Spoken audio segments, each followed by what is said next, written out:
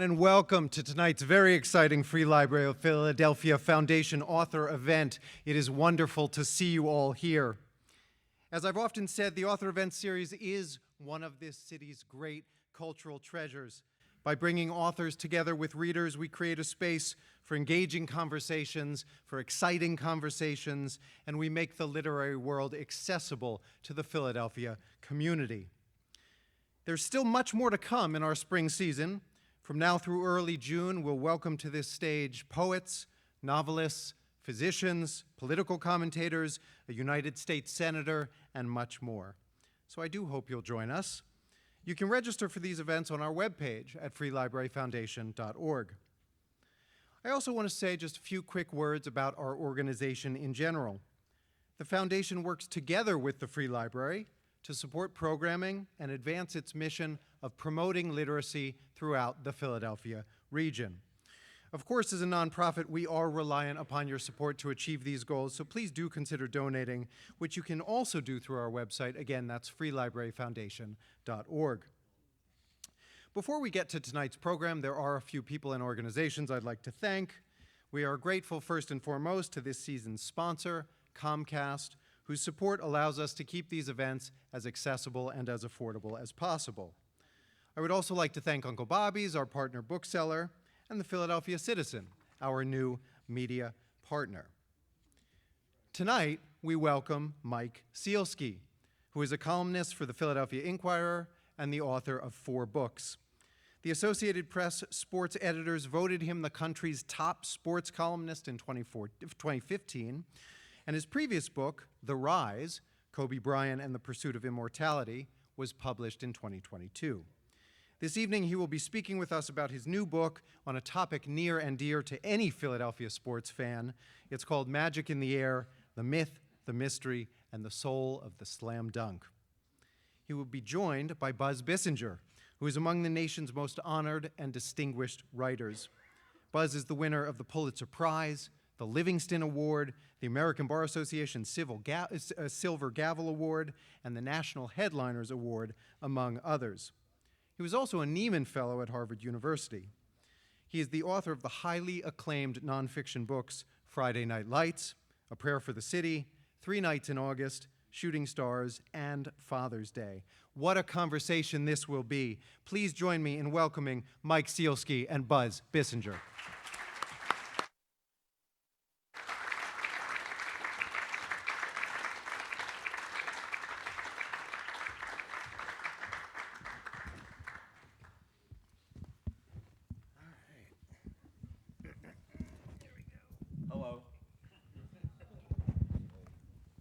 Hi, everyone. Thanks for being here. Yes, thanks for being here. I'm in a slightly different role. I'm the moderator, so take it away. Why did I bring you here? That's right.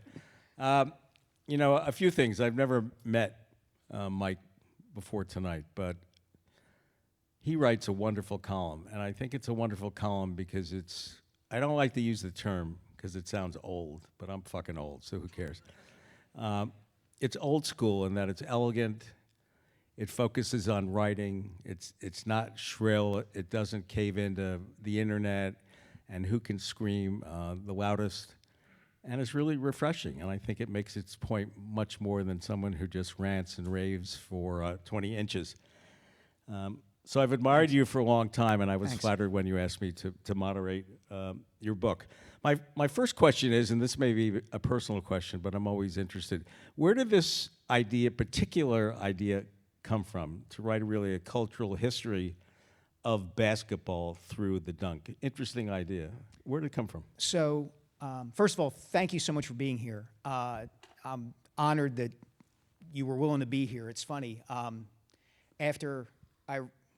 In trying to get my contract for my second book, which came out in 2009, it's called Fading Echoes. It was about 2 guys who grew up in Doylestown, Bucks County, and had been high school football players, and then they had gone on and fought in Iraq, and one of them died, was killed in action over there. I kept, for a long time, all the rejection letters that I got from publishers, and one of them very distinctly said, this writer is from Philadelphia, or from the Philadelphia region, but he's no Bowden, he's no Michael Bamberger, he's no Buzz Bissinger. Why the hell were they named? I think because all you started with, the last name started with B. So that was an inspiration to me, needless to say, for a while. To answer your question, Buzz, after my book about Kobe Bryant came out in 2022, I was hunting around for a new idea. And a friend of mine, Tyler Kepner, who has covered Major League Baseball incredibly well for the New York Times and The Athletic for years and years, came out with a book called K, A History of Baseball in 10 Pitches. And it was what I thought was a genius idea, which was he was going to tell the story of baseball through the prism of each pitch that a pitcher throws. So chapter 1 was all about the fastball. And from Walter Johnson to all these guys who throw 100 miles an hour today, it was all about the history of the fastball. And then chapter 2 was the curveball and so on. So I thought that was a brilliant idea, and I thought about trying to apply something similar to basketball. And the more I went through the big figures in the sport and the big moments in the sport, whether you were talking about Michael Jordan, Julius Erving, Wilt, Bill Russell, so many of those players play above the rim. And then, I don't know if you've ever had this experience, but I knew in the back of my mind that the dunk had actually been banned in this country in high school and college basketball from 1967 to 1976. And that's one of those facts that, and maybe some of you all have felt this way too, like you read it in a news article or something and you go like, oh yeah, that was because Lou Alcindor was playing at UCLA at the time. And that's all it gets. It gets like a sentence of treatment. And I stopped one day and thought like, well, wait a minute, like somebody had to decide to do this. And who made that decision and how did they enforce it and what was the context of it? I had some ideas in my head about why it was, but I didn't really know for certain. And I thought, that's interesting. Like that idea of digging into that moment in history, I knew it took me... Was that targeted at Kareem? Part of it was, yes. There were a number of reasons why the dunk was banned. I mean, you say the year 1967, and you can draw some conclusions right away. Like, think about what we're going through as a country in 1967. Obviously, it's the middle of the civil rights movement.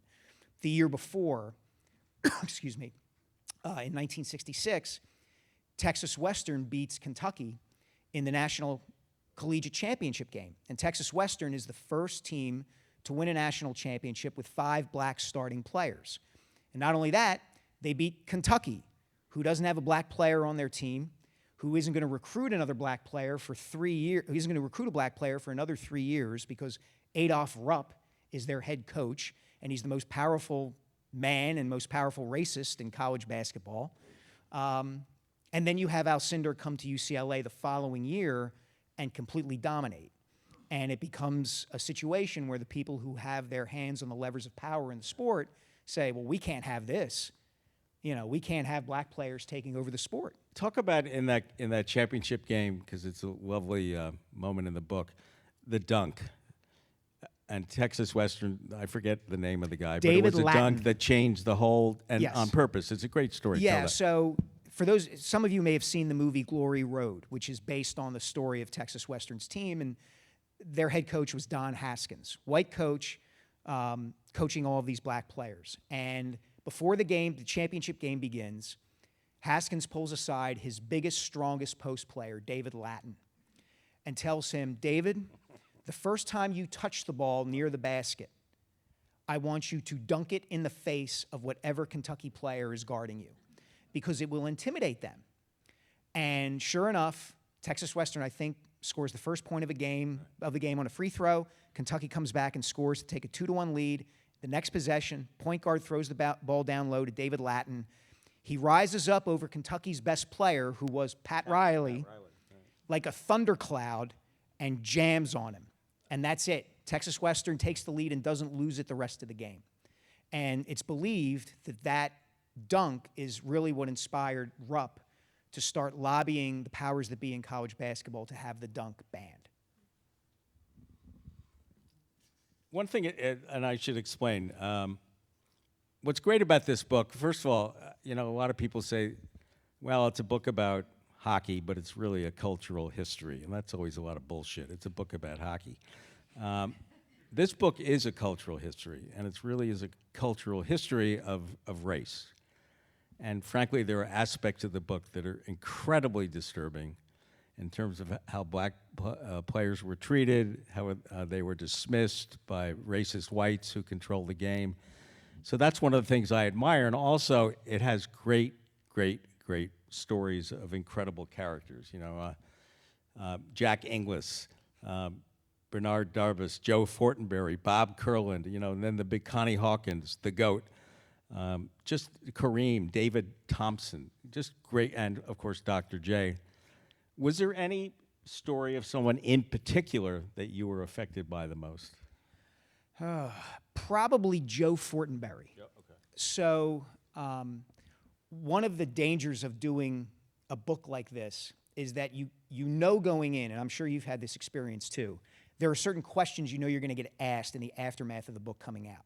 And the question that I knew I was going to get asked was, who was the first player to dunk in a game? And you can't possibly know that. There's just no way. And I teetered on the edge of a rabbit hole of trying to determine and research it and find out who this person was. And some of the names you mentioned were players I dug up and who may or may not have been the first person to dunk in a game. But Joe Fortenberry is really the player who connected the dunk in basketball in a way that spread throughout the country. He was from the small town of Happy, Texas, and was playing semi-pro basketball and actually ended up on the 1936 U.S. Olympic team. And that was one of the things that fascinated me about his story. If you know anything about Olympic history, you know the 36 Olympics were held in Berlin, Germany. They are the Olympics of Hitler and Leni Riefenstahl. They are the Olympics of Jesse Owens. They're the Olympics of the boys in the boat. And they're also the Olympics that first featured basketball. So Joe Fortenberry was on that first Olympic team. And 2 months before the games, he's playing in an exhibition game for his semi-pro team at Madison Square Garden. And a writer for the New York Times happens to be there, Arthur Daly, first sports writer ever to win the Pulitzer Prize. And he's watching Fortenberry's team warm up, and Fortenberry and another player are in a layup line, pregame layup line, and as Daly writes, they are dropping the ball through the hoop as if they are dunking a roll into a cup of coffee. And because it's the New York Times, that spreads out. Everybody in America reads about Joe Fortenberry dunking the ball. And from that point forward, those two words, dunk and basketball, are linked pretty much forevermore. Doesn't mean he was the first person to dunk in a game. It just means that that's what really popularized that concept. And so I went down to Amarillo, Texas, where Joe's son Oliver still lives. He has all of his father's memorabilia. I got to hold Joe Fortenberry's Olympic gold medal, which was really cool. I got to drive out to the piece of land where the Fortenberry family barn was, where Joe learned how to play basketball. And it was just a stretch of brown grass for as far as the eye could see. And Oliver and I are kind of off-roading in my rented RAV4. And we stop, and he stops me in the middle of this field. He's like, all right, get out, but watch out for rattlesnakes. I go, shit. All right, I'm going to get bit by a rattlesnake doing research for a book about slam dunks. There were no rattlesnakes, and we just stood in the field for like 5 minutes like, this is where Daddy's barn was. Like, okay, thanks, Oliver. And then we got back, and there we went. Sounds like a family from Happy, Texas. My favorite, well, it's one of my favorite stories is Bob Kurland, who was so tall, there wasn't a bed on the train he could be in, so he slept on a bench in the men's lavatory. Yeah. And every time the train would do a curve, I think he would fall out. He would fall out of the bed. The Kurland story fascinated me for two reasons. One, he is credited with being the first college basketball player to dunk in a game, and he actually did it in a game against Temple in Philadelphia. But the other thing the other thing that fascinated me about him, and the reason I treated him, I gave him so much space in the book, was because Bob Kurland was a 6'10" redhead playing for Oklahoma A&M, which became Oklahoma State in the mid-1940s. And Bob Kurland was incredibly insecure about being redheaded and 6'10" tall. So much so that because he dunked the ball, people laughed at him.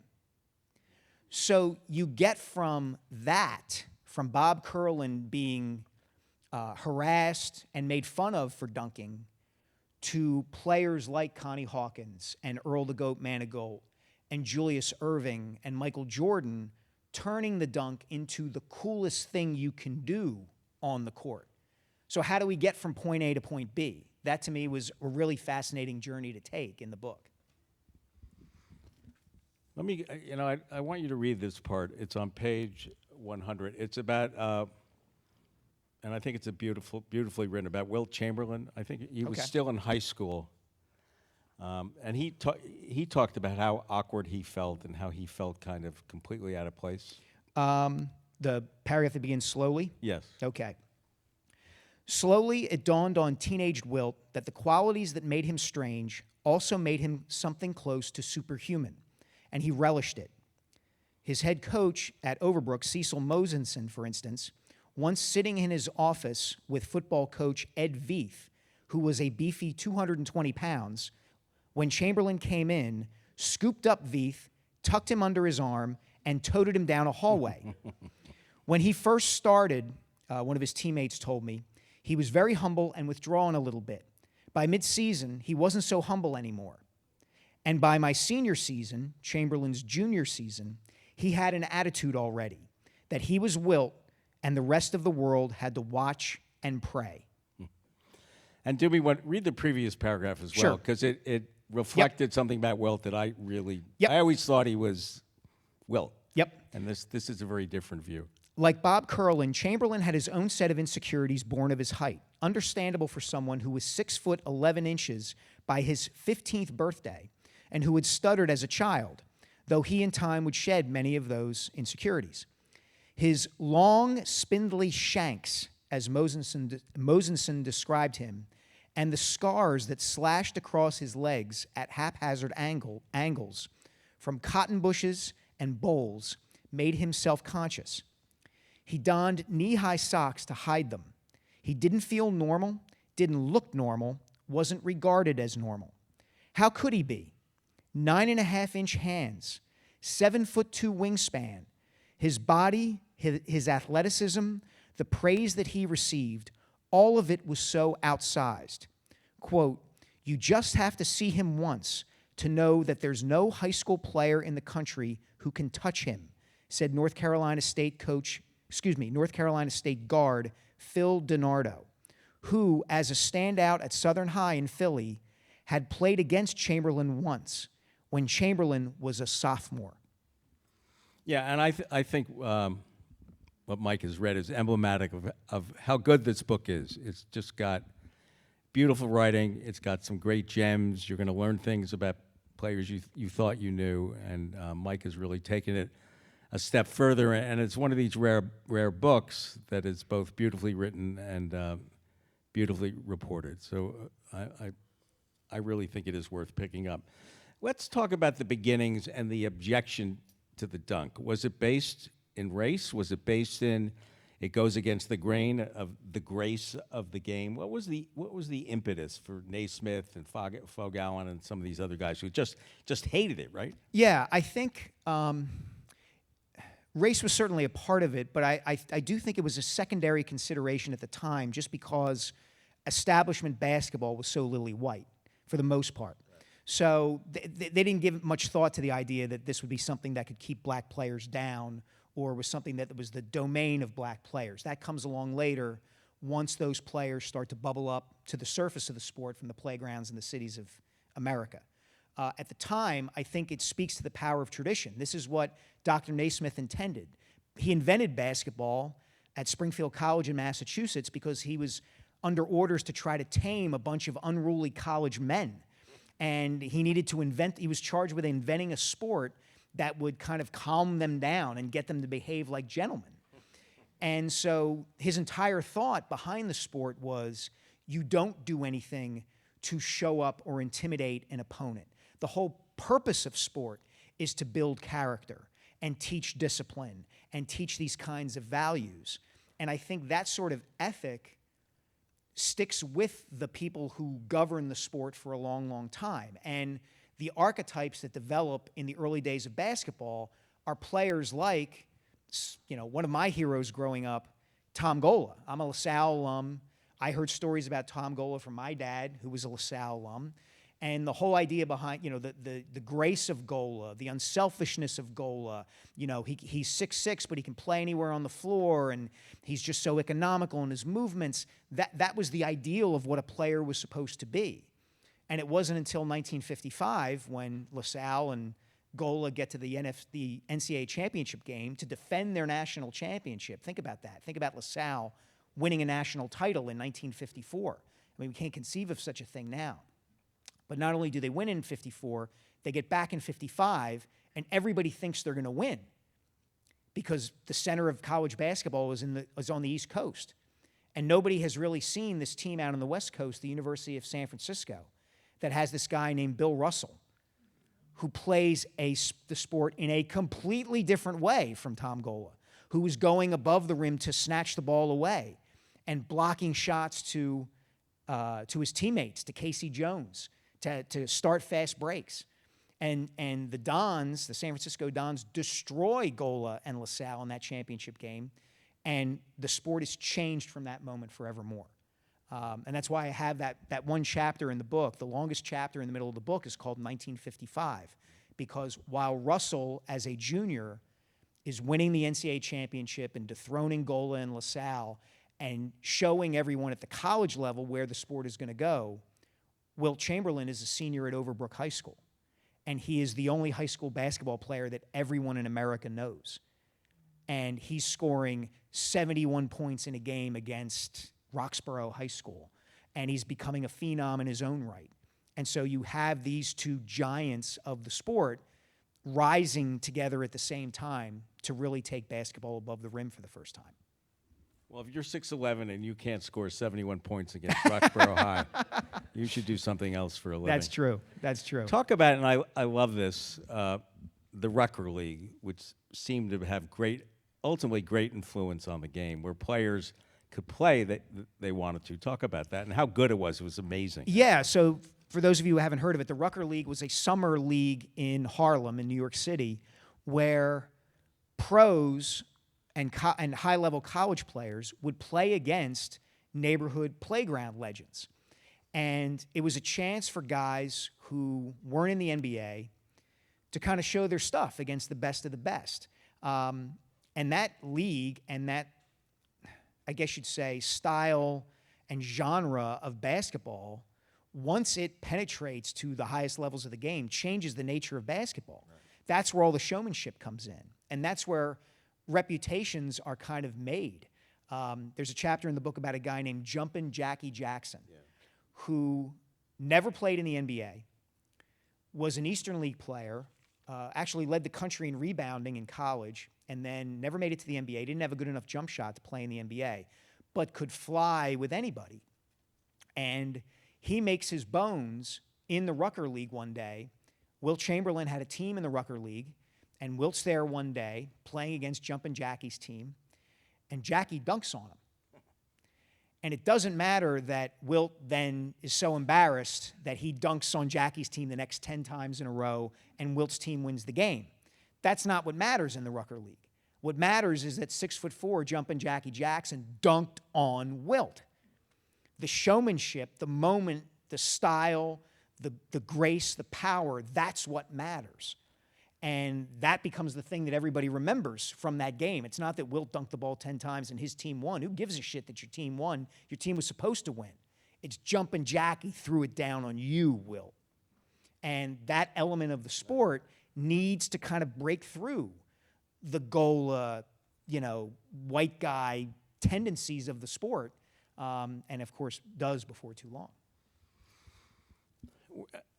There's something else in the book that I was fascinated by. I don't know what time frame this was, but it was an unwritten rule that no team could have more than 2 black players. What time frame was that?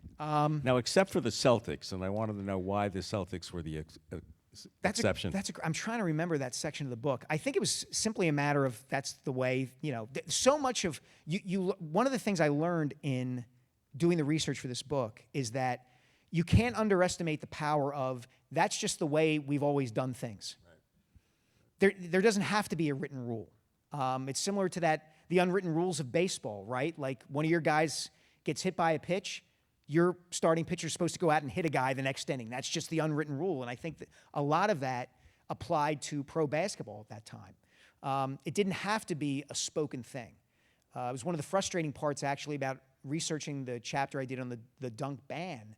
I wanted to try to find a smoking gun. I wanted some piece of paper from the NCAA that said, hey, we're doing this because we got to keep those blankety blanks from taking over our sport. And it didn't have to be put on paper at the time. It was just kind of taken for granted. This is what we're doing. So I'm sure that had a lot to do with that rule. Why were the Celtics the exception? They had more black players, I think. Was it Auerbach? Yeah, Was it his influence? Yeah, just his influence and the force of his will. I mean, it's so ironic because Boston has a reputation Of course. for being notoriously racist. Exactly. So it was Yeah, but they were ahead of everybody. they were. Okay. There's some stories here that will also break your heart, and I'm wondering, do you have one in particular? Is it the GOAT? Yes. I was really affected by David Thompson as Yeah, well. I had forgotten all that. And he was affected by the ban, right? So we'll do David Thompson first. So David Thompson, for those, if you are an aficionado of basketball, you've heard the name David Thompson.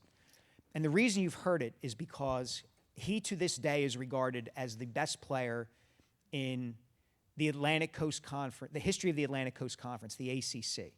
Now, this is a conference: Duke, North Carolina State, Michael Jordan, Christian Laettner, James Worthy, all these great players. And if you ask anyone who's familiar with the history of that conference, they'll say David Thompson was the best player. That's a mouthful. I mean, that's Yeah, a big deal. yeah. So he was at NC State in the early 70s in the teeth of the ban. And in the 3 years he's there, because freshmen didn't have eligibility at the time, his first year, North Carolina State went unbeaten and couldn't participate in the NCAA tournament because they were on NCAA probation. The following year, they beat UCLA in the national semifinals and win the national championship. And then the third year, it's just him, and he's great, but the team isn't quite as good as it used to be. But his greatest trait was his leaping ability, and he couldn't dunk. I mean, it's so crazy to think about. In the 70s, by the time Julius Erving gets to the Sixers in 1976, college basketball far outstrips the NBA in terms of national popularity. Even though the dunk has been banned in college basketball for 9 years. And it's because of the UCLA dynasty. It's because of players like David Thompson. It's because NBC is putting these games on national TV. It's the specter of amateurism. Oh, these kids who are playing for their schools, that kind of thing. But David Thompson never got the chance to show what he could really do at NC State, because he couldn't dunk the ball. He actually popularized the alley-oop without being able to dunk. His teammate, the point guard, Monty Tao for NC State, would throw the ball up near the rim, and David would catch it near the rim and maybe finger roll it in or drop it through the hoop, but he couldn't dunk it. The only time he dunked in college was literally for his last basket. I forget what he scored, like 45 points in his final game, and he got a breakaway in the last few minutes, and he basically just said, pardon my language, fuck it, and... Oh, I like that language. That's yeah, good. I know you do. And threw down a tomahawk jam and got called for a technical foul, and the basket didn't count. But it was like he was saying to America and to the NCAA, this is what all you motherfuckers missed out on for the last 3 years. And of course, he goes on to the NBA, and he was kind of a natural rival to Julius Erving, except Doc, always carried himself publicly with a lot of grace and, was wonderful with the media. David fell into drug addiction and only lasted in the NBA about 6 or 7 years. Went out one night to Studio 54, ended up getting in a fight, tumbled down some stairs, tore his knee up, never played again.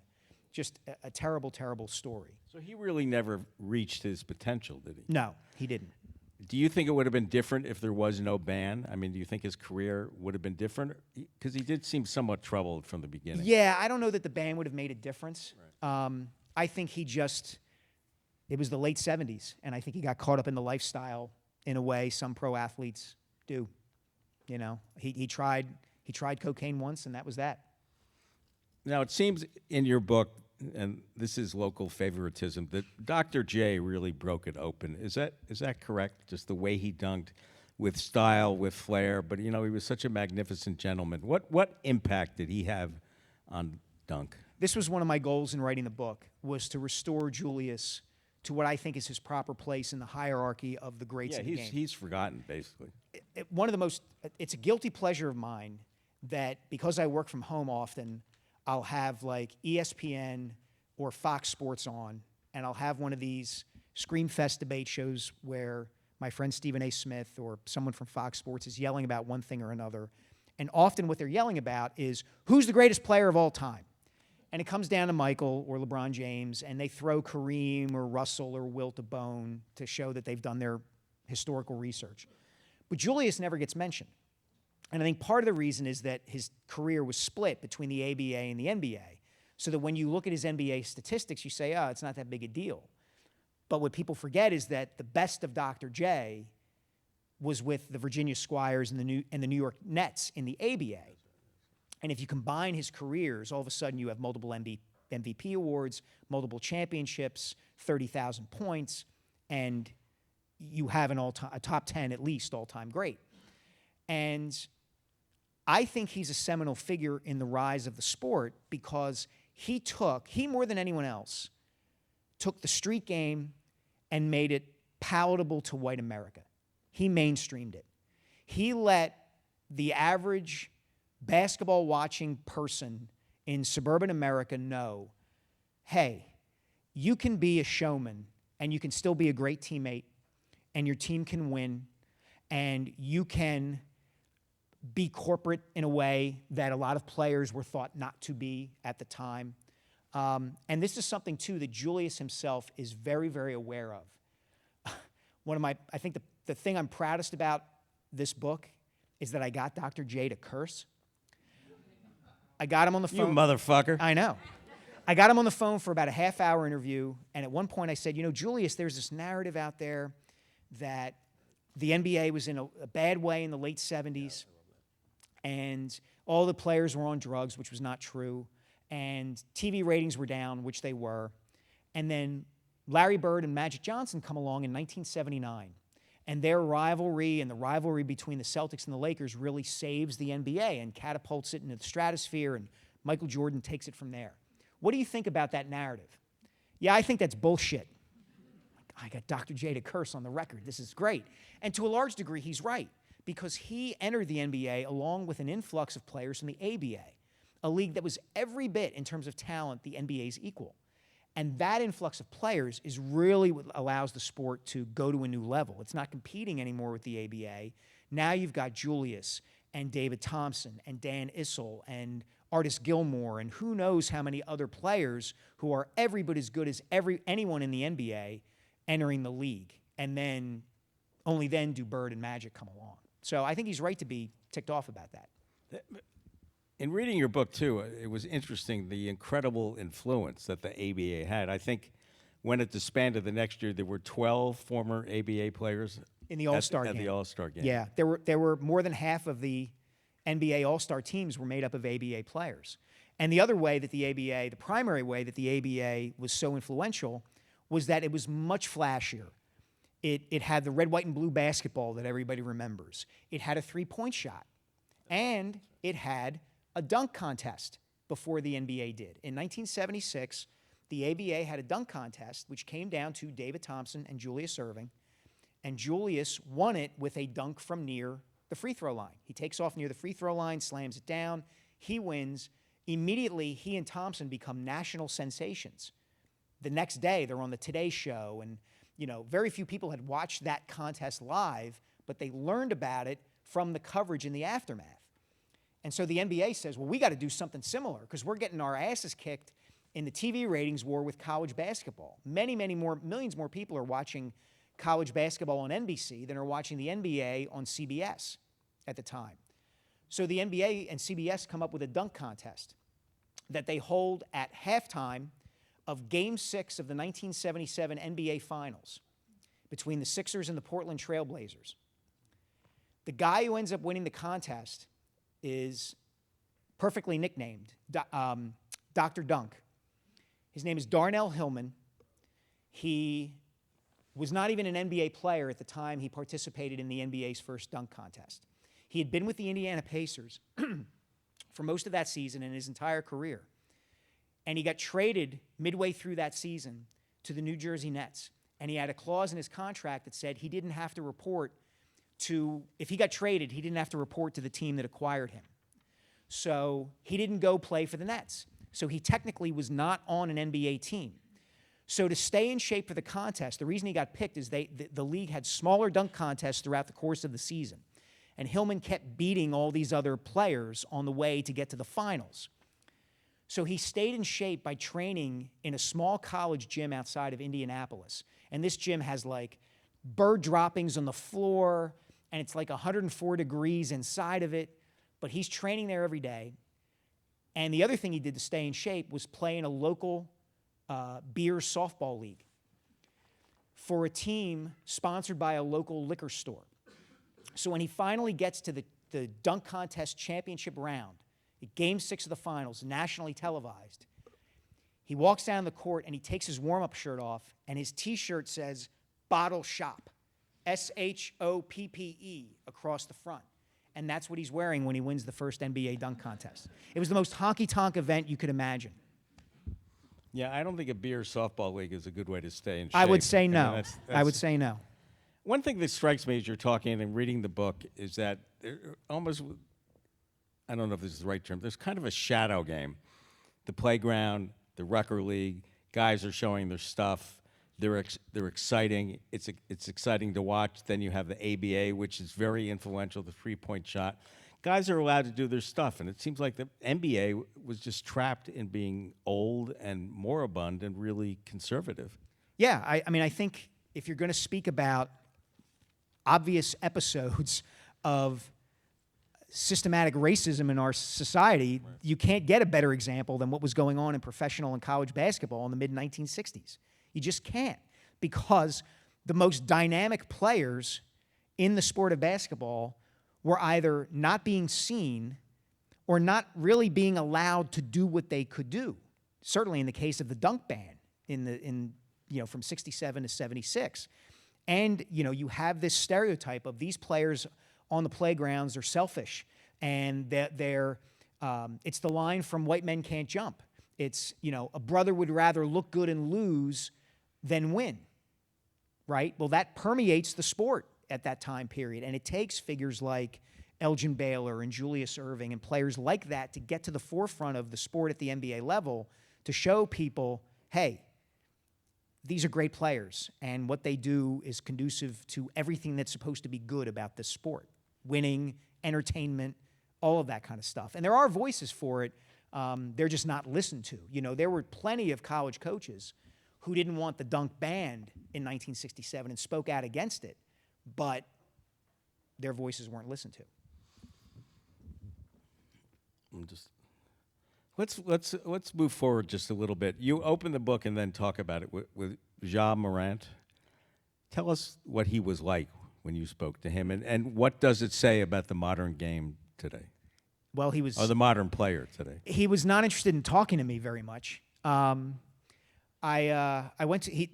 plays for the Memphis Grizzlies, and they came in and played the Sixers in February of 2023. So I went to the Grizzlies shoot-around, and it was... speaks to the state of modern media and modern newspapers that the Memphis commercial, no traveling media from Memphis were there at the Wells Fargo Center for this game. They couldn't afford to travel.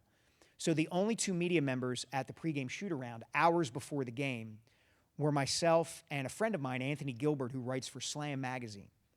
And Anthony was there to do a story about Ja because Ja was about to release his new shoe with Nike. So I'm asking him all these questions about dunking, and he's just giving me the cold shoulder. He doesn't want to talk about it. And then when Anthony asks him about his shoe, all of a sudden, like that, he's like, oh, well, let me talk about my shoe. I got something to say about my shoe.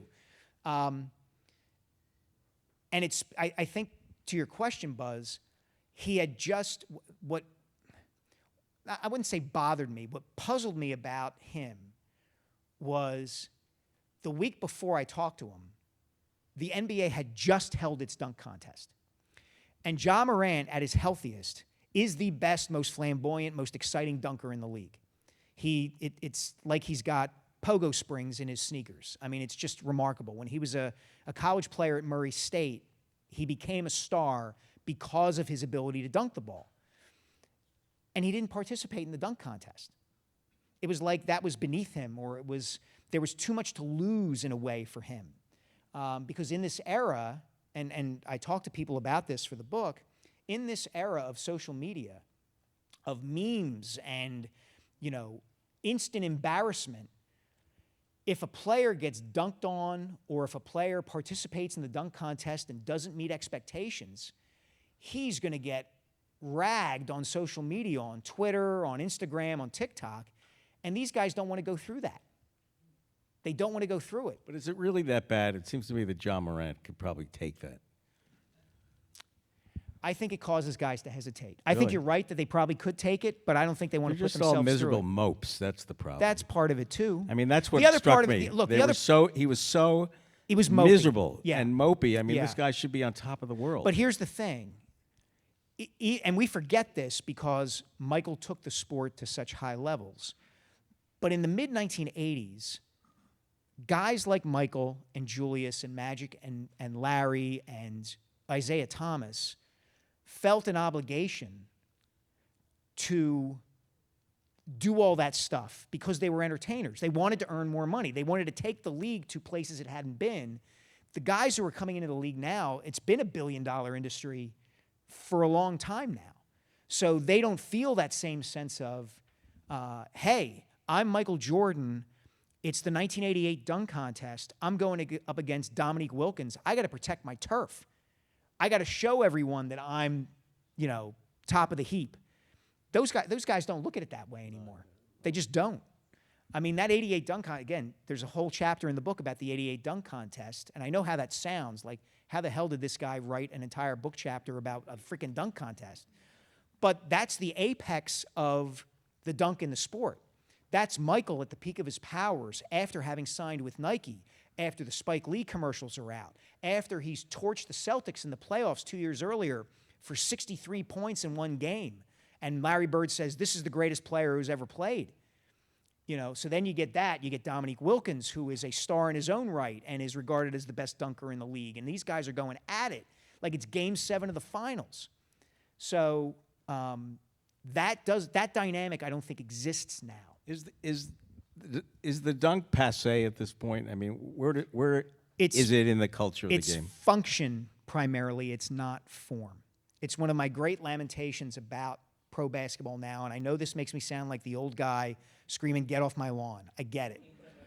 But the three-pointer, and the NBA playoffs have been a little bit different in this regard. That really, they've been compelling. But for the most part, the sport now revolves around the three-point shot. Right. It revolves around efficiency. If you look at,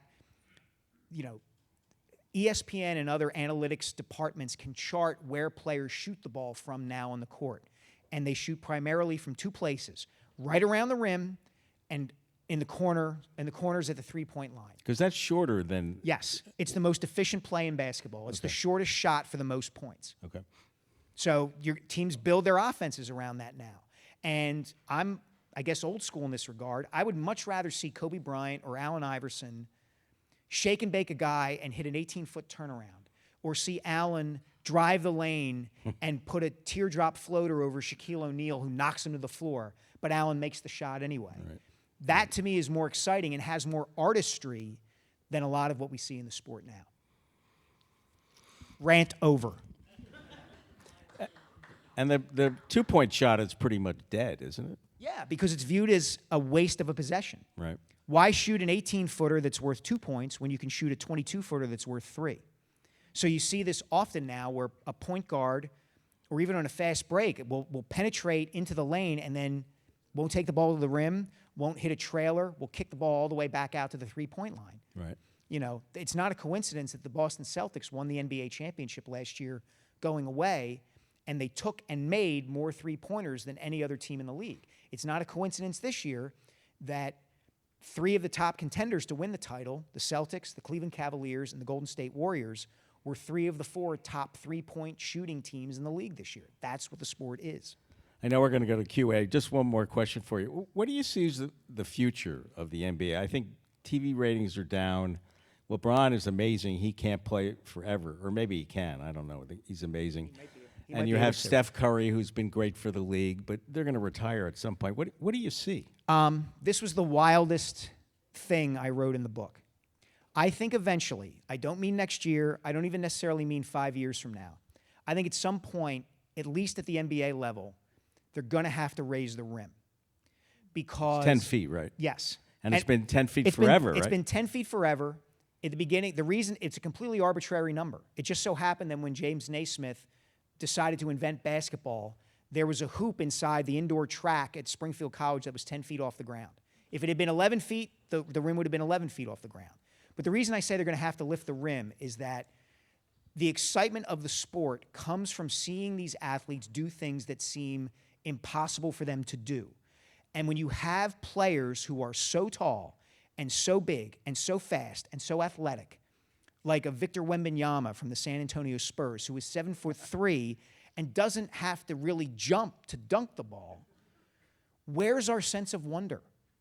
There's a reason that Mac McClung, a 6'2" white dude who doesn't even play in the NBA until he gets signed the week before the dunk contest with some random team, has won the dunk contest 3 years in a row. It's because he completely upsets our expectations for what he should be able to do on a basketball court. He's 6'2" and white. How is he dunking it? How is he doing a 540 or a 360? And when you see Victor Wembanyama is a much better player, much better athlete. But it's like, boop, what's exciting about that?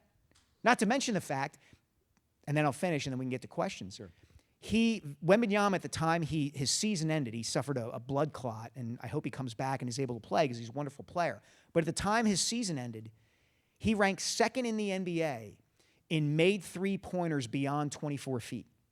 Jesus. He's 7'3". Wow, I didn't know. That's amazing. So if you have players doing that, like what's down the road?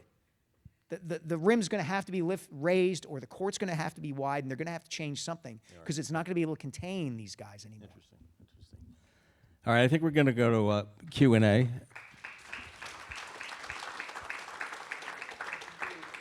conversation. We do have some time for questions. Just wait until the microphone arrives before you start asking. Right here in front. Thank you guys very much. This has been fascinating. I've been a lifetime basketball fan. And so what I'm about to say, they've changed so much in the NBA, I have not watched a full game in 2 years. And I think it goes well beyond raising the rim. I remember the days of Larry Bird laying on his stomach so he could play 2 more minutes in a game because it meant something to him. And that meant Larry meant something to me. Yeah. And now you have LeBron, who I think is outrageously talented, but he's the worst example of an athlete you can have. He really is. He's blaming all of his teammates. He's pushing things off. And I want to know what has to change, and I don't think NIL is going to help it, to bring that grit back in to the league. And the final thing, Buzz, I want to ask, I'm so far gone, I would like us to develop a movement to help the Sixers leave town. I really mean it. When you watch what the Eagles do to us as a city versus what the Sixers do to us, they're nothing but a drain. No, Sixers thank are a complete mess, but go ahead. Yeah, no, I was going to say, I think there's a lot that goes into what you're talking about. I think the NBA in particular, the NBA has long marketed, how should I put this? The NBA stopped marketing team and city rivalries a long time ago. It's now all about the individual stars. I mean, it has been for a long, long time, but the idea of Celtics-Lakers, of Knicks-Sixers, those sorts of rivalries, which really do generate fan interest, especially in markets like Boston and Philadelphia and New York, the league doesn't do a good enough job of marketing that. In terms of what you're talking about and getting every player to care every single game, you may have to shorten the season. You know, the playoffs, these guys get judged on whether they win championships or not. They don't get judged, you know, if you are the MVP on a team that wins 65 games during the regular season and then loses in the second round of the playoffs, you're considered a failure. So I think that thinking has metastasized both within athletes and within teams, where, you know, there's a reason that these teams rest guys. It's to hope that they are at their best come the playoffs. Well, eventually the product deteriorates during the regular season because these stars aren't playing. Just quickly, anecdotally, I lived in Milwaukee, and our neighbor was a assistant coach for the Milwaukee Bucks. And I said, "What are these guys really like?" And he says, "Here's what happens. They're on the plane, they're playing craps because they're bored out of their minds and they have too much money. If they win $10,000, they're going to play hard that night. If they lose $10,000, they're not going to give a shit."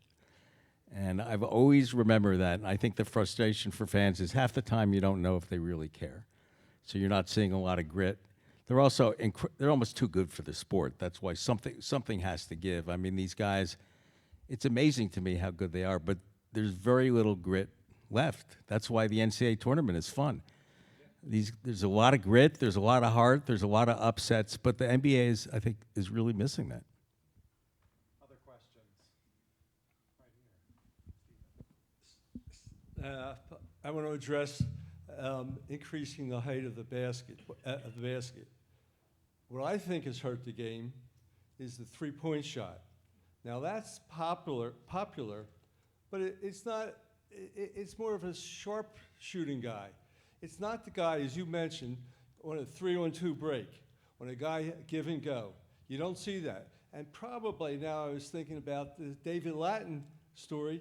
He wouldn't have dunked. He would not have had the ball. It would have been a damn three-point shot from a 6 foot guard. Yeah, and look, what you're getting at really is the effect of analytics on sports taken to its extreme, right? The fact is, a three-pointer is worth 50% more than a two-point shot. So it was only a matter of time before teams started chasing because math will win out. You know, that Celtics team last year did not play with the artistry and the overall brilliance of the 85-86 team that had Bird and Robert Parrish and Dennis Johnson and Kevin McHale and Danny Ainge. They chucked a lot of threes, but the math wins out. Jason Tatum is a wonderful player who can do virtually anything on a basketball court, and he pulls up from 25 feet more than he does anything else. Exactly. So I think that's going to have to be part of the solution at some level. They're going to have to do something with either push it back, again, widen the court. And again, I'm not saying this is going to happen tomorrow, but it's something they're going to have to think about. Gentleman in the back corner here.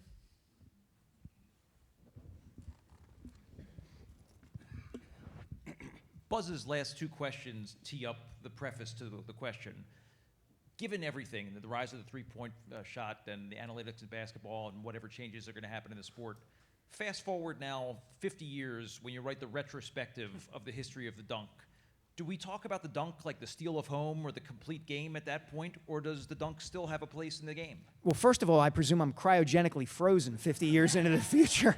I think it's possible, yeah, I do. Unless we make those changes, I just don't see the wonder of the dunk, right? Like, I think, and I write this in the book, I think the greatest dunk of all time is Julius's dunk in January of '83 against the Lakers, the rock the cradle dunk, okay?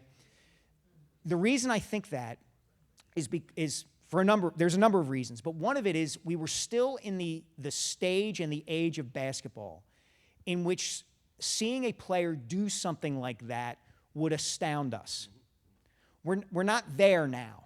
We feel like we've seen virtually every kind of dunk or every acrobatic thing we've seen on the court.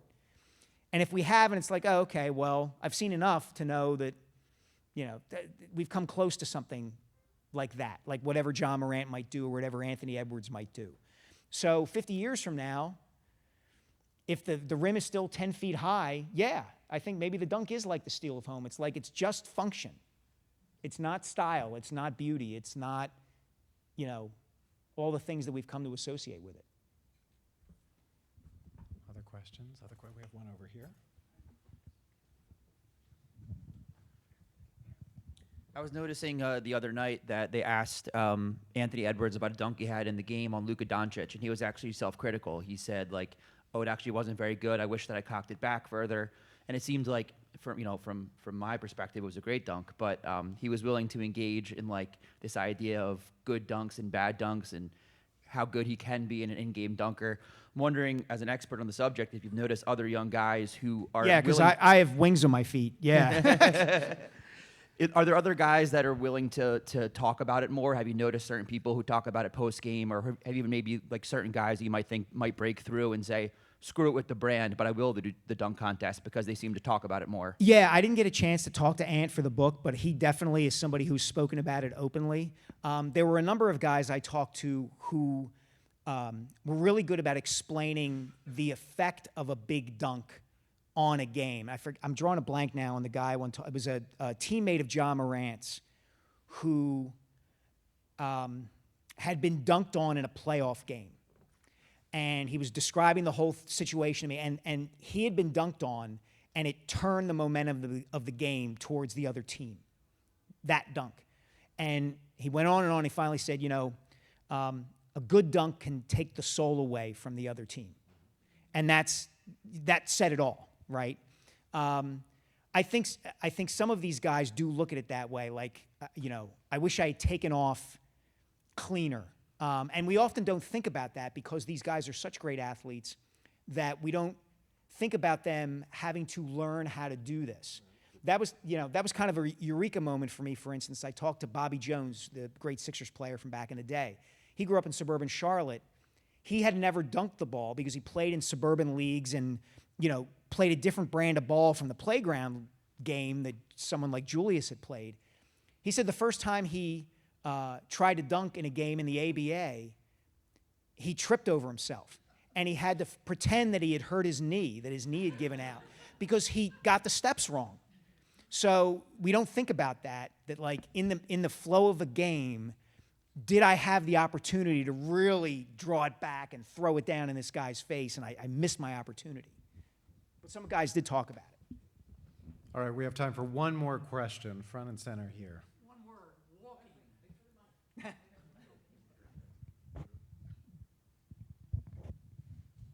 One word, walking with a ball. Yes, they do it a lot. Yeah, look, I mean, this is part of, depending on how you look at it, the evolution or devolution of the game. Go back and watch a game in the 60s, 70s, and 80s. Everybody's dribbling like this. Their hand is up, straight up and down, and they're dribbling like this. Watch a game today. Everybody is palming the ball. And it's over time that little allowances get made. Maybe Michael Jordan throws down a dunk where he takes an extra half step. But it's so exciting and so breathtaking that the refs don't call it. And that gets spread out to one player after another. And, here we are. I mean, I don't notice it as much anymore. Sometimes it's really egregious. But, you watch enough basketball over time, guys travel with the ball all the time. It's the way it goes. All right, we're going to need to leave it there. Copies of this book are for sale up in the lobby. Buzz, And thank Mike you. has agreed It's to my sign pleasure. them. Thank you Let's so much. give a big round of applause for these two. Thank you, everybody, for being here. Really appreciate it.